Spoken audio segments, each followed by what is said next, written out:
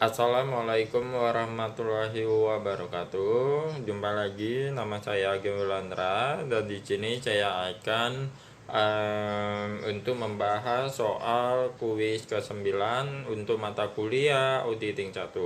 Dan di sini saya sudah membaca beberapa soal di kuis 9. Saya akan menjawab semua pertanyaan soal di kuis 9.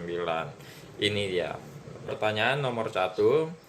Hal apa saja yang dapat dilakukan dengan dimana di neraca piutang itu ada terdapat cara untuk melakukan dengan akun utang dalam jumlah yang meyakini yang tertulis. Nah, jawabannya ya, saya akan menjawabnya itu dalam sebuah di neraca piutang itu terdapat pada kredit yang diberikan. Nah, kredit yang diberikan ini pada tahun 2015 dan tahun 2016 dan 2017 itu terdapat di suatu piutang yang ada pada kredit yang diberikan.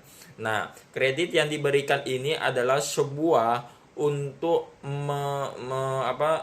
untuk meyakini dengan tertulis yang pendapatannya itu dengan pengukuran awal yang menggunakan dengan suku bunga. Nah, suku bunga ini yang dapat menguntungkan dalam pendapatan dalam kredit yang diberikan pada nasabah. Nah, nasabah ini telah mungkin dari saya melihat itu dari pinjaman. Nah, pinjaman itu kan mereka mempunyai arus suku bunga. Nah, jadi kredit yang diberikan untuk mendapatkan tertulisnya dalam pendapatan itulah yang menjadi suku bunga untuk mendapatkan keuntungan dan pendapatannya. Nah, namun jadi neraca yang dilaporan di Bank Bukopin ini terdapat sebuah ada beberapa yang yang direvisi tapi sudah di perubahan dengan benar ya, dengan benar, namun segera direvisi itu dia akan mengubah peningkatan pada penguntungan dari kredit yang diberikan untuk perusahaannya. Nah, jadi dalam pengolahan itu dengan bagaimana caranya adalah metode pengukuran yang awalnya dengan suku bunga itu ya. Nomor 2.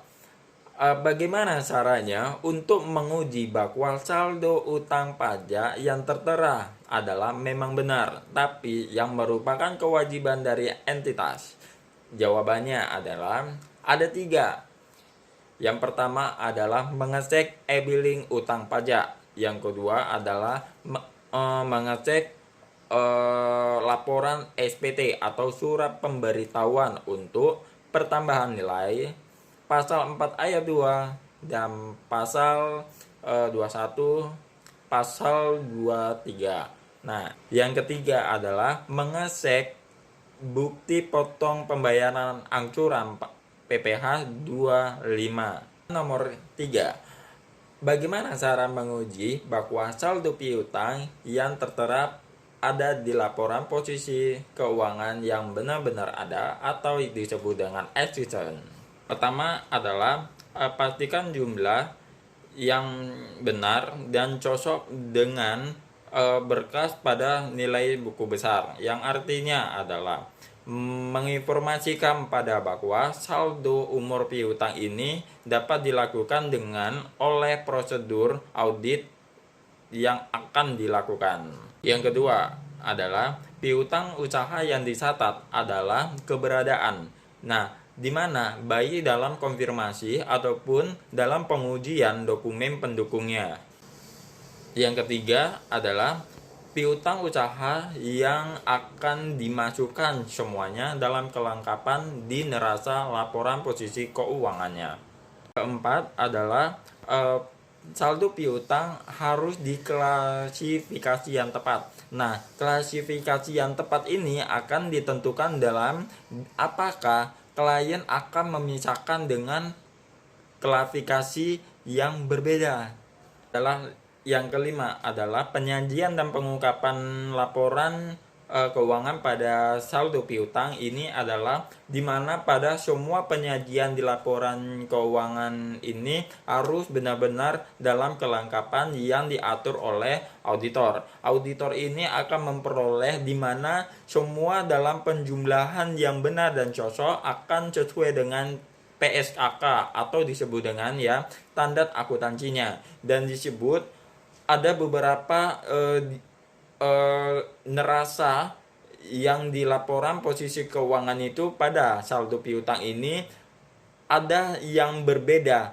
Pada klasifikasi ini yang benar-benar banyak perbedaan yang terjadi di saldo piutang. Nah, jadi pada suatu saldo piutang ini harus dilakukan dengan penyajian dan pengungkapan yang benar dan tepat untuk menentukan keputusan jumlah saldo tersebut.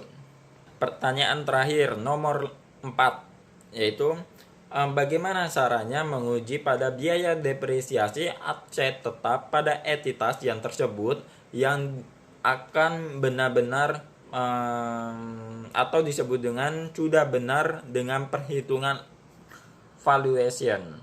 Jawabannya adalah banyak beberapa pengujian dengan biaya depresiasi aset tetap ini yang berawalnya dari tanggal perolehan, terus apalagi ya, harga perolehan, nama aset, terus masa manfaat, terus dasar depresiasi, akumulasi depresiasi awal dan akhir periode, terus apa lagi ya, dan pengurangan dan penambahan nilai aset tetap, dan beberapa ini adalah sebagai dalam perhitungan proses pada biaya depresiasi aset tetap dalam perbandingan dengan nilai-nilai tersebut pada laporan posisi keuangan. Dan semuanya sudah, pertanyaan saya sudah menjawab dari kuis 9. Dan tidak lama-lama saya akan langsung saja mengakhiri penutupan. Saya Agung Wilandra. Wassalamualaikum warahmatullahi wabarakatuh.